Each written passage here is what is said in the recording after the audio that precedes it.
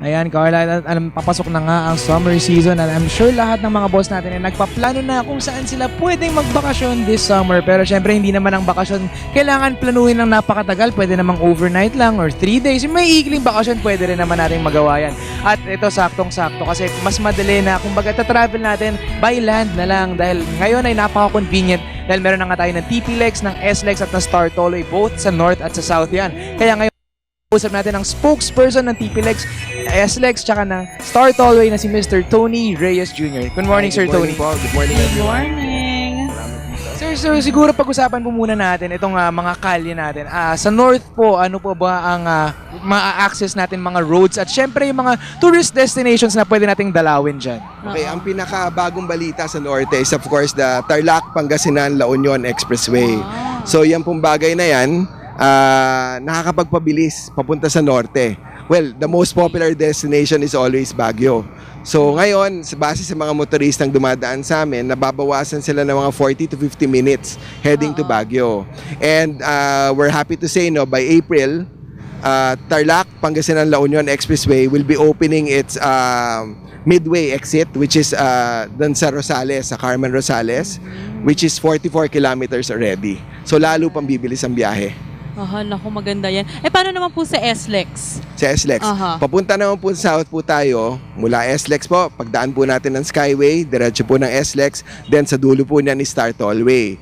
Diyan po naman is ma-access natin yung Southern Tagalog region. Well, ang always Batangas. Madami mapupunta dyan, Lipa, Lobo, Batangas, Batangas City, Tanawan, Talisay, madaming bagay. Saka ina-announce namin ahead, by this year also, yung mga madalas bumiyahe unang sa south, mapapansin nyo na ang kalye ng Star Tollway is madadagdag ng additional 2 lanes.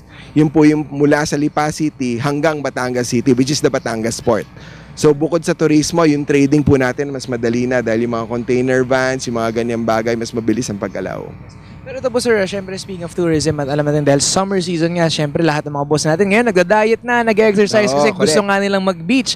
At I understand, kumbaga dahil sa pagbukas nga ninyo ng mga additional na mga kalye at syempre sa mga exits natin na idagdag, meron tayong mga nadidiscover na mga bagong tourist destinations na pwedeng dalawin ng mga boss natin na talagang, kumbaga, hindi pa kilala ngayon. Correct. Okay, sa Batangas po, no, madami ako mismo nadadalaw ko yung mga sa lugar po na sa beaches muna tayo magsimula. Madami pong bodies of water diyan, yung Laia, there are like 17 resorts there. Tapos sa Lobo, Batangas, yan very virgin po yan when you see it. And of course, yung Anilao and Mabini, Batangas. And of course, the heart of Batangas, yung Taal. Kasi kwento, pag sinabi nating Taal, dalawa yan eh. There's a Taal Town, which is the heritage town. And then the Volcano Island, where you can do some trekking hanggang dun sa mismong bibig ng volcano. And sa paligid naman dun are yung mga Taal scenic towns. Ang isa dyan sa pinakakilala would be yung sa Talisay. So magandang view yan, magandang hangin. So lahat yan malalapit lang. Okay, so ano isa sa mga worry ng mga ating mga kababayan o kahit kami na mahilig nga mag-out of town, yung roads na dadaanan namin. Di ba usually before pag dumadaan kami sa Laia, medyo malubak. Ngayon po ba, maganda na po ba ang roads? At bukod po dyan, ano pa po ba yung mga activities na pwede namin gawin? Okay. Speaking of roads, of course, negosyo po namin yan. Definitely, yung mga highways natin are always maintained. Tapos sa mga motorista naman po, even if we do our help in promoting them, we check it for them. Like for example, we're talking about Laia. Dinadaanan talaga namin yan kung ano yung pinakamabilis na ruta, saka pinakamagandang ruta. Hindi para sa mga off-road vehicles, but for a regular vehicle. So, talking about Laia, I was there a few weeks ago, dire-diretso na. Walang lubak na makakasira ng mga pangilalim natin.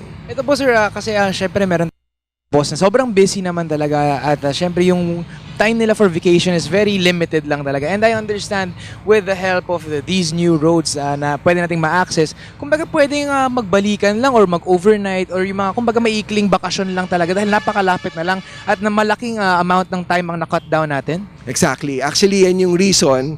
That's why we recently launched yung campaign ng Star Tollway. We call it the 3-2-1 campaign. 3-2-1 is basically 3, the number 2, the number 1. It can be the number of hours of travel, the number of days, and even the peso you spend. For example, 3 days, ang dami mo na magagawa sa Batangas. Nakaikot ka na sa Talisay, sa Lipa, sa Batangas City. In 2 hours, mula Manila, nakarating ka na ng Batangas.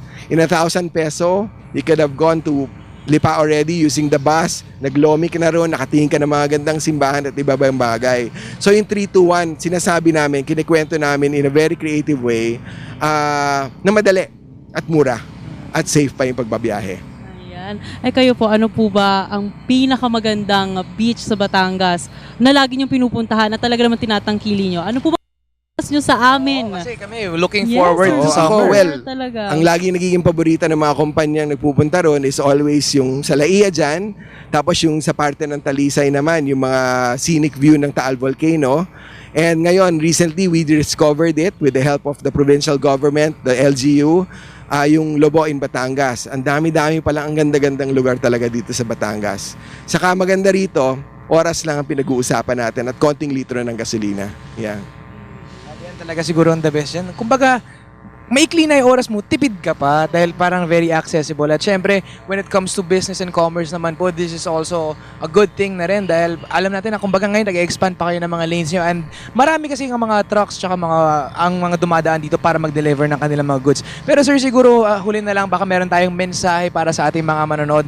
Baka meron din silang imbitahan na ngayong summer ay tangkilikin nga kumbaga ang mga kalye na ino-offer natin para maging mas convenient ang kanilang pagbabakasyon. Opo, simulan po natin sa T-Plex, so pabiyahe po na norte, yung Tarlac, Pangasinan, La Union Expressway.